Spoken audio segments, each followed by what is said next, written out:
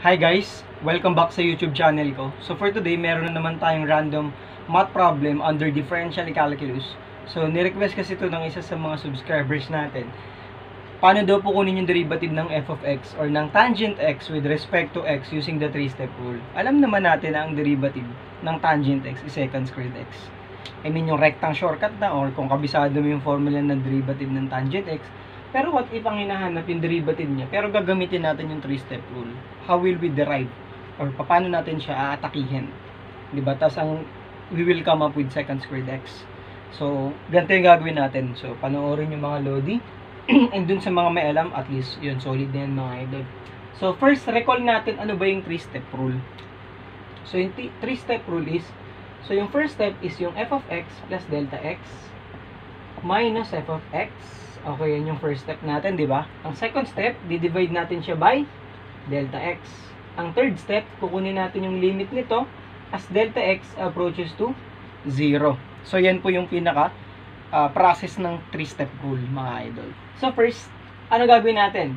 So, we assume that f of x is equal to tangent x kasi we are looking for the derivative of that. So, next, kunin natin yung f of x plus delta x. So, syempre, gamit lang tayo ng operation and functions, it follows that this will become tangent of x plus delta x. So, pinalitan lang po natin yung x ng delta x. Maliwanag, mga idol? Okay, if ever you have questions, okay, may mag-comment. Next, gamitin na natin to yung 3-step rule.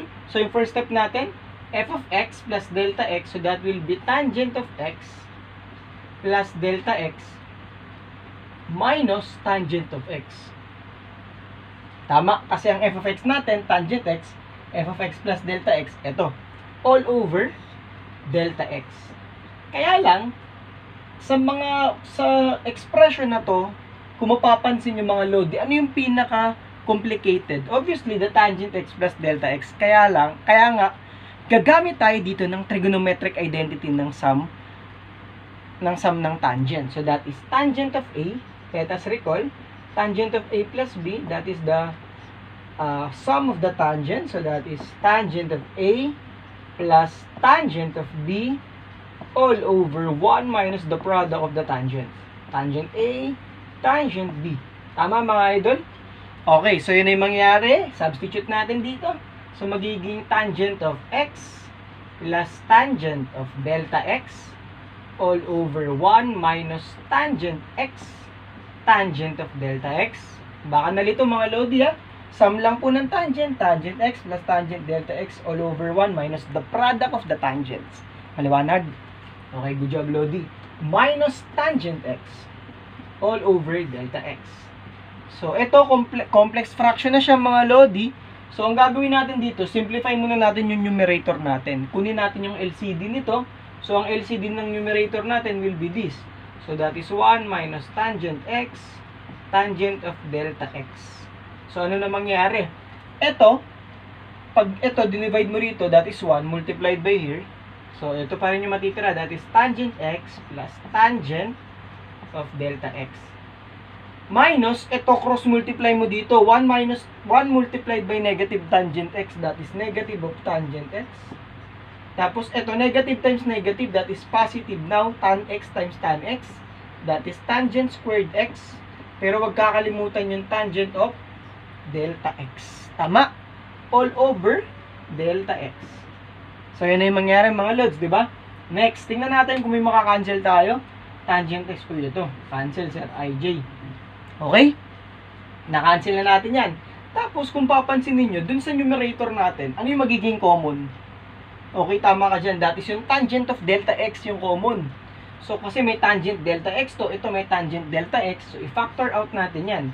Tangent of delta x multiplied by 1 plus tangent squared, tangent squared of x all over 1 minus tangent of x, tangent of delta x all over the delta x. Tama mga lodi? So, yan lang po. Baka nalito, finactor out ko lang po, tas all over dito. So, ano na mangyari dyan, Sir IJ? So, dahil na-establish na natin to, kukunin na natin yung limit niya, yung last step ng 3-step rule natin. So, burahin ko lang to mga lodi, ha. So, buray natin itong nasa left side and then, punin na natin yung limit niya as delta x approaches to 0. So, that will be the limit of delta x as delta x approaches to 0 ng tangent of delta x multiplied by 1 plus tangent squared of x all over 1 minus tangent of x, tangent of delta x all over the delta x.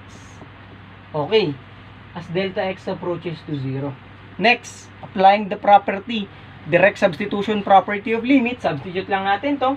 Kaya lang, di pwede. Kasi, kapag ang delta x mo naging 0, etong nasa ilalim natin, over 0 na yan. So, any number over 0, obviously, undefined yan. Sa calculus, 0 over 0, indeterminate. So, basta automatic over 0, undefined yan, not defined. So, kailangan natin gumawa dito ng some techniques para ma-evaluate natin to.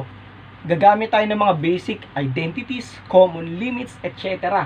So, ang first na gagawin natin dito, ang tangent delta x can be expressed as, okay, tama ka dyan, gamit yung tangent ratio that is equal to sine over cosine. So, we can express this as the limit of delta x approaches to 0 ng etong tangent, gagawin natin sine delta x over cosine of delta x. Okay, pinalitan lang po ni Sir IJ ha. Wag pong malito, relax lang mga lodi. Multiplied by 1 plus tangent squared x all over 1 minus tangent of x, tangent of delta x all over delta x. So, ano na mangyari? Burahin ko na to mga lodi ha. Pwede nyo namang i-post yung video kung gusto nyo kopyahin. So, walang problema. Okay, so ano na po mangyari dyan, Sir IJ?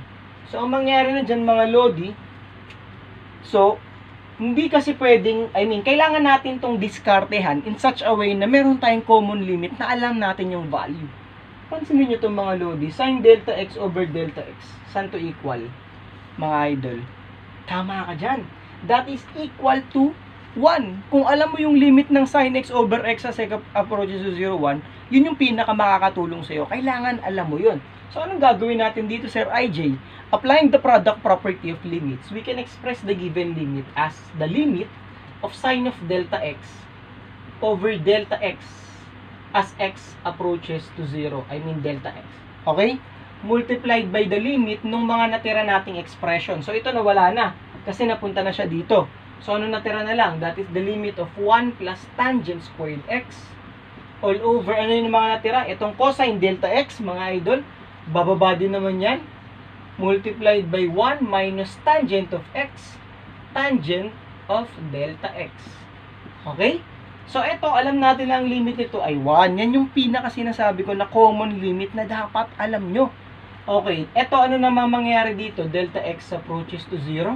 So, ano ang value ng cosine 0, mga lodi? Yung delta x lang papalitan natin, ha? Ang cosine 0, ito papalitan mo.